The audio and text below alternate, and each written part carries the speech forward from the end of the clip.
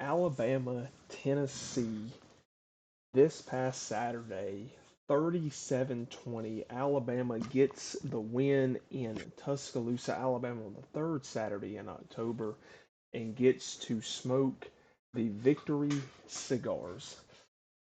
If you watch this game and you really understand the game of football, you understood that this was a game, one that a lot of people, excuse me, expected um, from Alabama's side. No discredit to Tennessee. Tennessee's a good football team.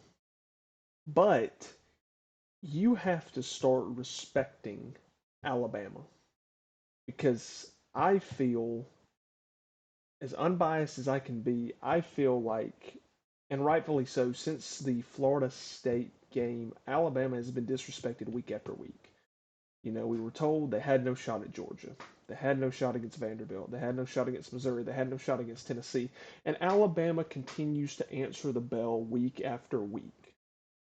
This past Saturday was absolutely no different than the past couple weeks. And what we're seeing is an Alabama team rounding into form, and they're in good midseason form. And I don't want to speak too hastily, but this team's looking like a legitimate contender again. And you can tell they're really putting to bed some of the things last year that really hindered them. But again, Alabama rolls 37-20 over Tennessee. We're going to have all the breakdown for you. We're going to talk about Ty Simpson. We're going to talk about Ryan Williams and what a welcome return he has had. The defensive stand, we're going to say who some of our midseason MVPs, some surprise players are. And we're going to get into the Alabama South Carolina prediction as well. So this is all coming up on the Bama Factor with Alex Taylor. Stay tuned. And if you're just now joining us this evening, morning, whenever you are watching or listening to this, you are listening to the Bama Factor with Alex Taylor. I am your host, as always, Alex Taylor. And what a weekend for college football in general, but what a weekend for the Alabama Crimson Tide as they get a resounding 37-20 win over their out-of-state rival Tennessee Volunteers in the third Saturday in October. The smoke filled Bryant Denny Stadium with 5 minutes to go in the ball game, a sign of a victory in the third Saturday in October. Excuse me. Um, but first of all, what an atmosphere! Had the opportunity to be there, and just one of the loudest I have ever heard that stadium. I've been to a lot of Alabama games over the years, you know, really since 2011, and I can honestly say I've been a part of some loud crowds, but Saturday night was absolutely deafening. You couldn't hear yourself think. Um, just our fans really showed out, and they needed to. I think they made it tough on Tennessee at times. Tennessee had some penalties, some pre-snap penalties as well that wasn't very accustomed to them. And again, I believe these guys just really fed off um, of that energy from our fans. So, uh, but overall, just absolutely fantastic. Sorry guys, I gotta adjust something.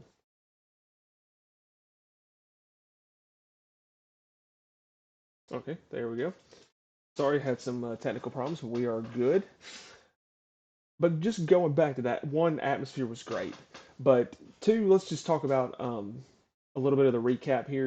Alabama obviously gets the win 37-20. We're going to hop right into our stats graphic here. Um,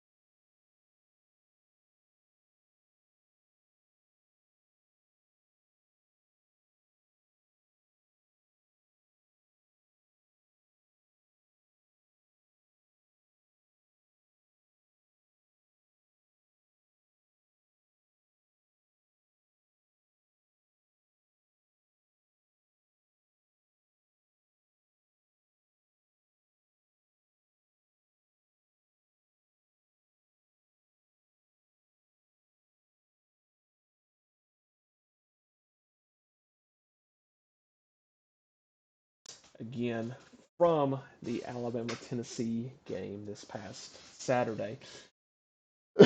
So as we go into it, Ty Simpson just continues to just really dominate.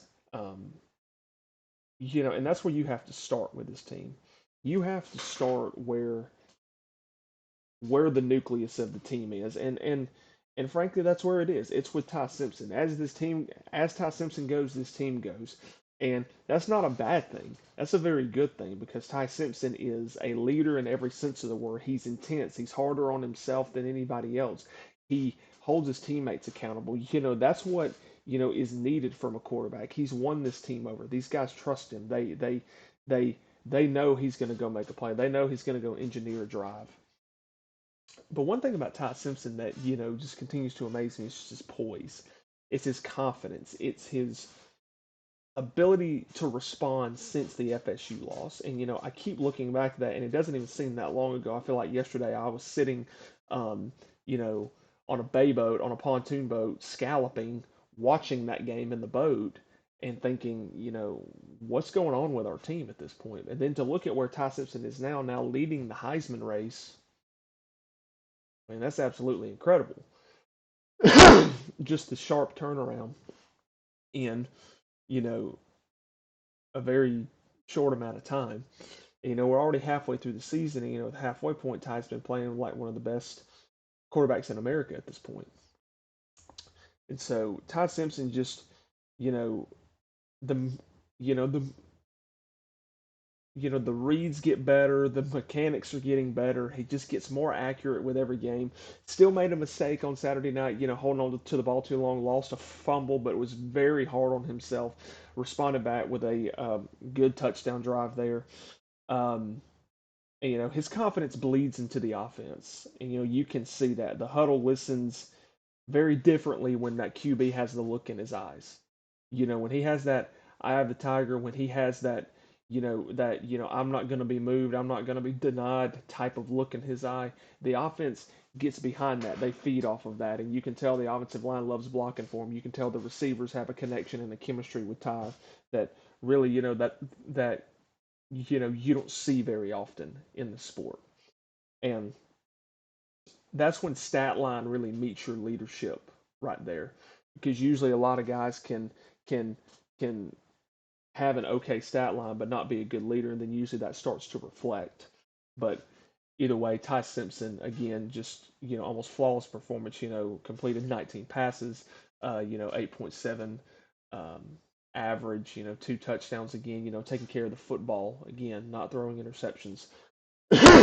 Ty's is very solid, and I look forward to seeing what he does in the second half of the season. So now leading into one of his main targets from Saturday night, Ryan Williams, and all I can say is welcome back, Hollywood. Ryan Williams getting a much needed confidence boost type of game against the against Tennessee this past Saturday. 5 catches, 87 yards, no touchdowns, but considering where he was a week ago, a little banged up, held without a catch for the first time in his career.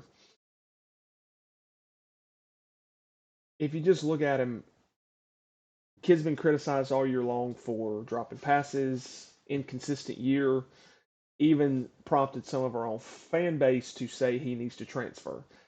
That is very far fetched, and I think you are an absolute idiot if you want him to transfer.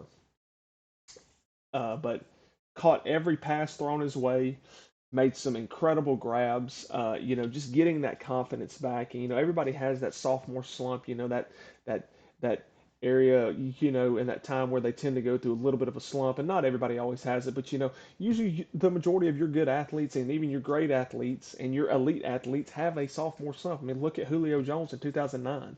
Julio Jones had a sophomore slump. Comes back in 2010, his junior year, and breaks a couple records. And is selected in the first round, plays all these years in the NFL, is now an NFL Hall of Famer. He led Alabama in drops in '08 and '09. So are you going to say that he was a bad player? Are you going to say, well, oh, he should have transferred?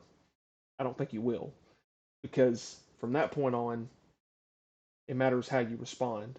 And Ryan Williams just really has responded very well. I thought one of the more underrated plays in the game is when Alabama was really backed up in their own end zone on their own 1 yard line, and Ryan Grubb got very aggressive on that first play call, and it was just a quick curl route to Hollywood, and he was able to catch it at about the 6, cut up field, and get us to about the 15 or 16. So really got us out, you know, really kind of gave us some breathing room, gave the offense some breathing room there, and made a couple really big catches on the first drive, a couple more, on the scoring drive after the safety as well at the goal line, and just made some incredible grabs. He went down for a couple grabs. He went up right over the shoulder. Really did a great job keeping himself in bounds. But overall, he changes the spacing that you have to respect as a defensive coordinator and as defensive backs when he's on the field. And it's just the ability of him to create space. And not only that, he can be used as a decoy for other receivers, but you also have to account for him. And with him being healthy and hopefully being healthy really going forward, and now him really starting to hit a stride, hopefully, we're really going to see, a lot more of what he can do there. And but overall, it's just he is he looked good the other night. He looked healthy. You could tell he was confident. You could tell he was very that he had put in extra hours at practice. I read an article last week that said that he was on the jug machine and he made sure that he didn't drop a ball all week in practice. And also offensive coordinator Ryan Grubb even he even attested to that. He said he did not drop a ball all week in practice, and obviously it showed in the game. You practice how you're going to play, and he did just that. So again, just hats off to Hollywood, and that chemistry. Like I said with Ty Simpson, it just keeps going, and we need that to continue to build as we go forward on this. Now going over to the defense and the stand that they made in this game. Tennessee entered the game number one offense in the nation, over 500 yards a game, 48.2 points scoring, one of the top in the game. Pretty good amount rushing and passing, very efficient. And Alabama holds them to 20. Now you're going to look at the box score. You're going to look at the team stats, and Tennessee's going to have 400 plus yards. And that doesn't tell the story of the game because over 120 of those yards came on their last two drives in garbage time when they were just trying and desperately trying to score and put themselves into the game again, especially on their last drive. But this Alabama defense really came to play the other night. They limited Joey Aguilar and what he could do stretching the field. You really played exceptionally well against a very high paced offense that honestly is very tough to stop and is very tough to scheme against and can exploit you if you're not careful. And a very up tempo offense that catches you on your feet, that goes quick. Now, Alabama did give up, some runs, to Bishop and a couple to, Star Thomas. There were some things where they were kind of out of place, but other than that, Alabama forced a couple turnovers. Alabama, um, really, I think pressured the quarterback well. I think in the first half they played the run very well. Kind of broke down a little bit in the second half. They need to finish the game a little bit better. I think Kane Womack talked about that and said, we need to finish just a little bit. We can't get complacent even when we're up like that. Because, you want to be dominant in every facet of the game and at all times in the game. So I think that's an absolute accurate assessment. And let's just talk about this. It's not a fluke anymore because, Alabama's defense really answered the call at Georgia. And then they're like, okay, can they answer it against Vandy, a team that, scored 40 on them a year ago? And they did that, shut them out in the second half. And then they're like, okay, well, can they go to Missouri, who has the nation's best running offense? Can they go and stop him? Well, then they stop Ahmad Hardy. And it says, okay, now they got Tennessee, the top offense coming in. Can they slow them down? And now they have. They've answered the bell 4 weeks in a row. So this isn't a fluke anymore when Alabama starts playing this. And again, the defense can give here and there, but it's about they make plays in the critical times. And, we're going to talk about one of these plays here in a minute. And the third down defense has become really, really solid. Now, the fourth down defense needs some work because Tennessee, I believe, was 5 for 5 on fourth down in this ball game. And Tennessee hasn't missed one all year long, if I'm speaking correctly. Um, but hats off to Kane Womack. He knows how to adjust. Um, and as you go forward, it just gets again the stretch gets tougher, the schedule gets tougher. You're gonna have to deal with a couple dual threats coming up. We got to deal with a dual threat this upcoming week. You have to deal with one in Oklahoma and technically Auburn. If you get into the playoffs as well, you're going to see a couple dual threats as well. But this defense is really starting again to find that identity, and they're getting back to being physical. And Tennessee, they were giving up less than a sack a game, which I know is technically impossible, but and Bama got four, and Yhonzae Pierre just a fantastic game. 6 tackles, 5 solo, 3 sacks. SEC co-defensive player of the week, and he just really saw that we found our. And I think with Yhonzae Pierre kind of getting off on a tangent on him, I think you found your true pass rusher for this team. And I think there's a lot of other guys who can rush the passer. Don't get me wrong, but I think Alabama had Will Anderson a few years ago, 2020, 21, and 22. If you looked at him, he was the team's best pass rusher, and he was the most consistent one. Now, yeah, in that time you had Dallas Turner and Chris Braswell, who were also very good pass rushers, and Dallas Turner turned into a good one, Chris Braswell turned into a good one, all playing in the NFL currently. But Will Anderson was that guy. He was the guy who, everybody, every offensive lineman and every offensive line coach and offensive coordinator was looking, saying, "We got to stop 31. We've got a triple team, we've double team. We've got to try something to take him out of the play." Well, that's Yhonzae Pierre now. Yhonzae Pierre has really emerged with the injury to Quay Russaw at this point, and I think you might even see next year. Quay played inside as a um, high schooler, and I think Quay returns next year, which I think he will at this point. Um, Keeping Yhonzae outside and moving Quay into that inside role because I think Quay would be a absolutely fantastic player at that inside role, just like he was in high school. Um, but Yhonzae here really cementing himself as an every down type of guy, and guy has a motor, guy has an engine that just won't quit. He's relentless when he gets to the quarterback, um, and he's good in run support. He's a smart player. So he's a guy that I've talked about for a while. Since he arrived here on campus, and now those conversations are really coming to fruition of what I saw, and and really some of the analysis that I had for him, just a few years ago. So again, hats off to Yhonzae Pierre, huge defensive game where it comes. And again, this defense just continues to improve, and they're going to have another tall task this week. But I want to do some the play of the game here. Um, for those of y'all that are watching on YouTube, you'll get to see this. If you're listening on Spotify or Apple, you can hear this. But I want to take it back and just rewatch Zabien Brown's pick six to end the first half that really swung all the momentum in favor of the Crimson Tide. And it's a play action pass, and it's intercepted! Zabien Brown with one man who can catch him.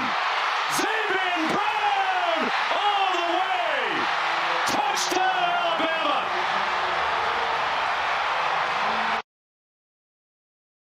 And that was the 99-yard pick six by Zabien Brown to end the first half that put the Tide up 23-7 headed into the half. And you want to talk about a momentum swing.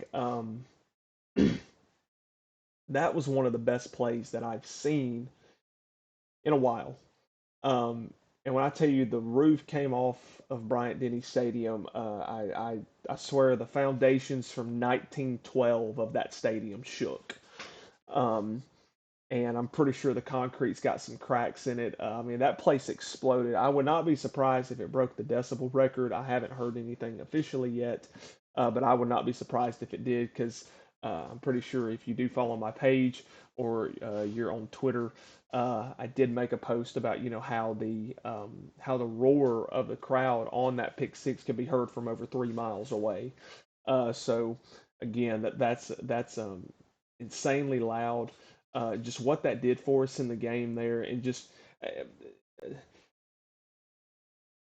I'm a guy who I love poetic endings. I love things that like I love irony and everything. So I feel like when I was watching that play unfold, I just thought about 2022 when Kool-Aid McKinstry picked off that pass in the end zone and almost took it all the way back against Tennessee, only for it to be called back for a flag that came 53 yards away, way after the play was over, to call pass interference and gave Tennessee an opportunity to score and obviously end up winning that ball game. And I just kind of thought, how poetic is it that that happened, 3 years ago, and here we are picking one off at the end of the half, and there is no flag this time. There is no bailout here. And just the poetic ending to that. It just That's kind of what was going through my mind, and I may be the only person who it was going through their mind like specifically that way, but that's what I was thinking. And again, that plays Zabien Brown to again have the motor to get there and to avoid being tackled because I mean, into the half, you got to score. There was no extra time. It's not like we could have lined up and kicked a field goal. We would have got one more snap. No, like he had to score and he knew it. And again, that's just all about the desire at that point. So again, just absolutely fantastic, from our defense. And that play, such a game changing play. And pretty sure you'll be seeing that play on my top 10 at the end of the season. Pretty close to the top, unless some pretty amazing plays come and top that um, for the rest of the year. But now we're going to move in. I kind of did some analysis last week, kind of addressing Alabama at the halfway point. So I'm not really going to dive into too much analysis there, but I am going to just slowly do some, or quickly do, just a few awards, for the midway point of the season. And, I want to talk about, first and foremost, I just want to talk about our offensive MVP. And I think it's pretty obvious who our offensive MVP is. It is Ty Simpson. Ty Simpson so far just 18 touchdowns to the one interception, playing extremely well, getting very close to that 2,000-yard mark in the first half of the season. So again, almost on for 2,000 yards. You do the same thing for the second half of the season, then you're throwing for close to 4,000 yards. But Ty has been consistent. Just the response since the week one loss at Florida State. He has been just consistent. He's been solid, and I think the accountability he's taken on himself and the leadership that he's portrayed to the whole team, to the fan base. I mean, I remember his interview after losing to Florida State. He said, we're going to get this corrected, we're going to get this fixed, and I'm going to make sure I work hard to do that. And he said, because we don't like, being in the situation, we don't like feeling this way at all.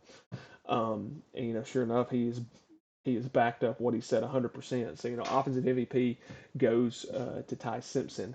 That so now the defensive MVP, and again, this one was a little tough for me because I've had a couple that I've really that could really fit this bill, and I've actually got a co MVP for um, on the defense. And the first player is LT Overton. LT Overton having a tremendous season.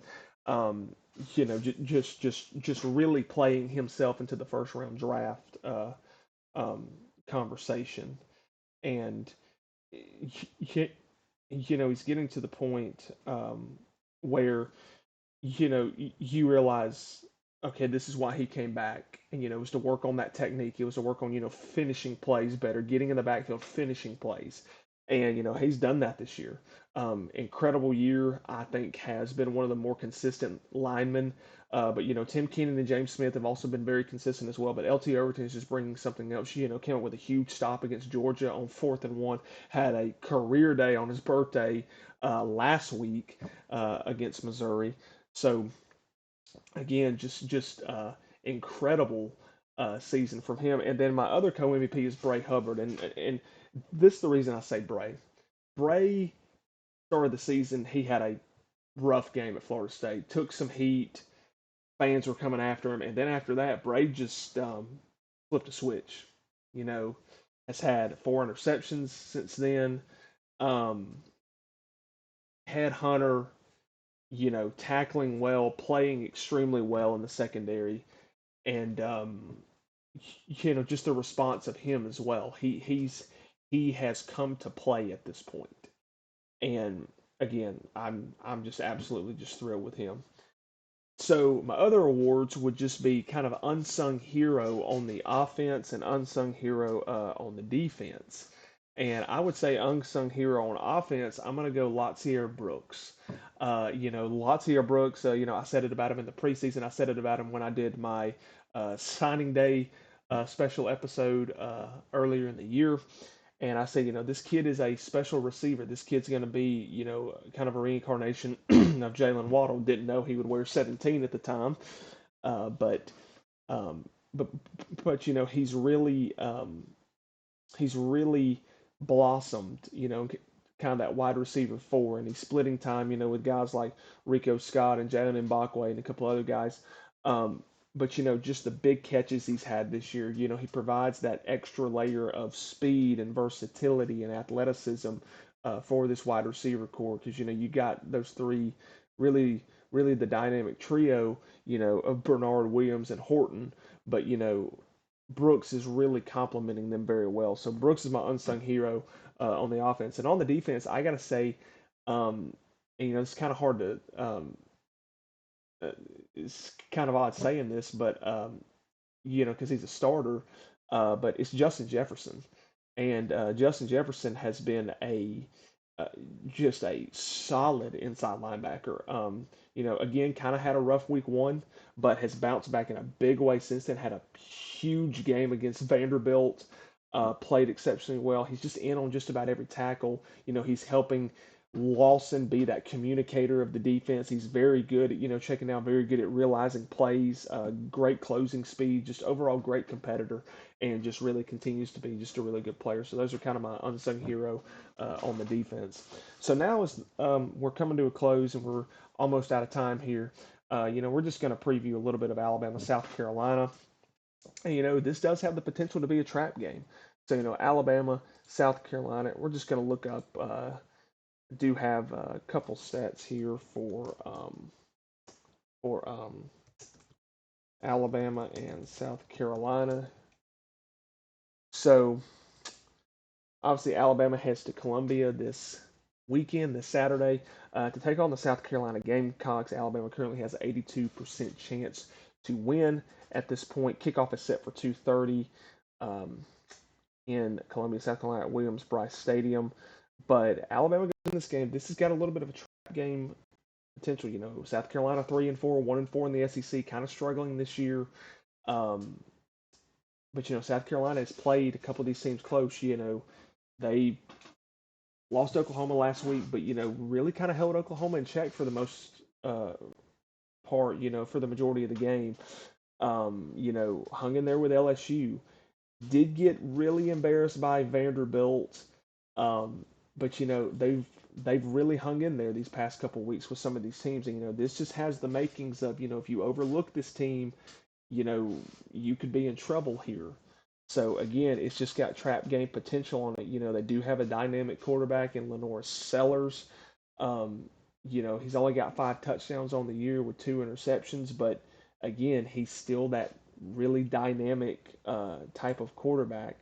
I mean, if we go in here and we just look at some of the stats, I mean, not really, anything pressing, but Lenore Sellers this year, he's got 84 carries for 108 yards. Now, granted, that's a little off to where he was a year ago, but it's still, you still see he has the ability to really create.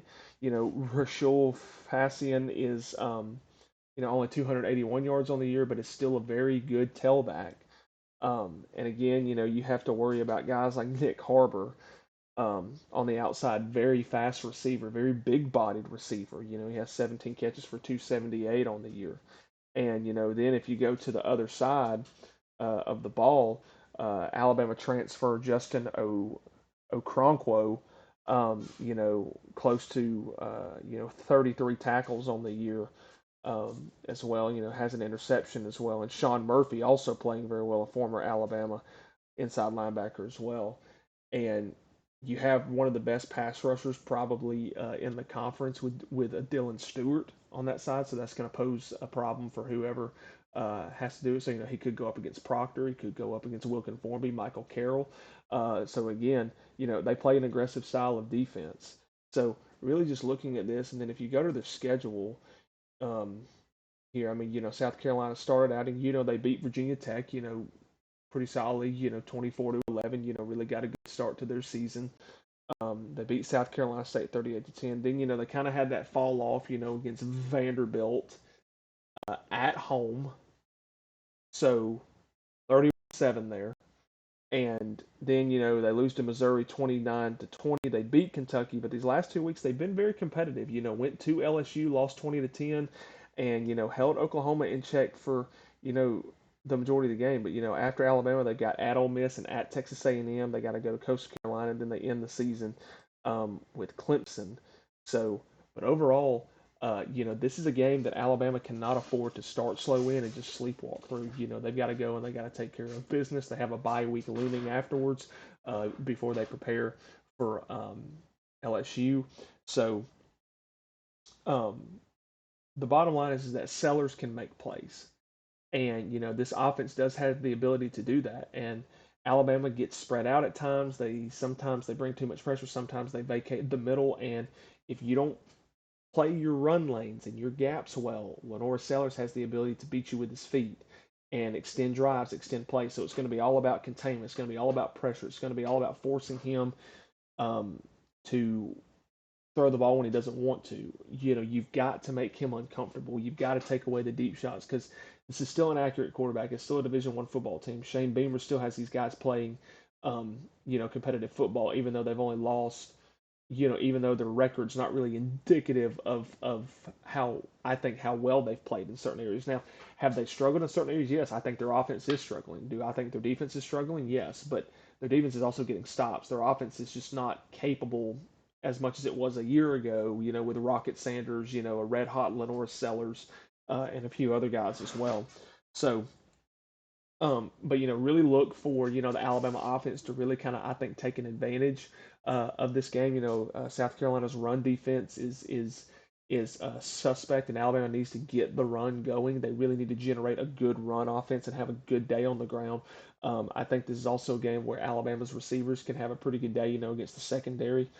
Um, but again, Alabama has to go in. It's got to be business. It's got to be 1-0. And I know that Kalen DeBoer and this staff have already moved past the Tennessee win. And again, you're battle tested up to this point. Just look at the past 4 or 5 weeks of who you've played, where you've played, the level of competition you played. You just had 4 straight ranked wins in the top 16. That's unheard of. So again, you've got to continue to just take it one game at a time, and I know these guys are. But again, another tough road challenge. It's on the road, 2:30. These fans are going to get up for it. Alabama's coming to town. That script day is coming to town. But my prediction for this game, currently, I think the line right now, I know Alabama opened, I believe, as a 13.5 point favorite. I'm just going to see if it's changed any today. I highly doubt that it has. But we'll just see if it's changed at all. It's actually dropped to 11.5 right now, with the over/under being 47.5. So I expect the line to shift maybe a little bit. I did a little research earlier today, and basically what my model says is it's pretty close. It's at about 12.5 right there, so actually a little bit higher. Um, so I'm going to pick the Tide to win this game. I think Alabama, Ty Simpson continues to just really command this offense. I think Ty really just continues to play very well. I think we get the run game going. I think you're going to see Isaiah Horton and Jeremy Bernard and Ryan Williams really open this passing game up. I think the defense can create some turnovers in this game. So I think Alabama can go into this game and walk away comfortably. I'm going to go Alabama 38. I'm going to go Alabama 38-13 in this game. I think Alabama is that good on offense, especially. And again, it'll be a tall task, I think, for the Gamecocks on the defensive side of the ball. But again, Alabama can't take this game lightly. You, as a fan, can't take this game lightly. It's got to be. It's got to be a business trip, and you've got to take the life out of that stadium because Williams-Brice Stadium can get very loud, very intimidating. Even though it's one of the smaller ones, of the SEC, kind of the middle of the pack, um, they're loud. And Alabama's coming to town. Top 14 is coming to town, so um, the fans will be there and they will show up. But you've got to take that energy out immediately. But overall, I think Alabama goes in and and I think they get it done. They improve to 7-1 and head into the bye week, and they get ready for a huge showdown with LSU in 2 weeks. Uh, but overall, thank you guys for joining the Bama Factor tonight. Be sure to follow me on Instagram, X, and TikTok at the.bama.factor. Follow me on YouTube as well, the Bama Factor with Alex Taylor. Shows every single week, recapping, highlights, practice, every bit of information that you would want to know from the previous week and all things Alabama football. Stay tuned. Also, basketball season right around the corner, so we will be bringing you weekly podcast every single week to recap every Alabama basketball game, all the way from opening tip of the season to the national title game in the NCAA tournament. So stay tuned with the Bama Factor with Alex Taylor on that side. Again, guys, enjoy your week. Enjoy your college football Saturday this upcoming week.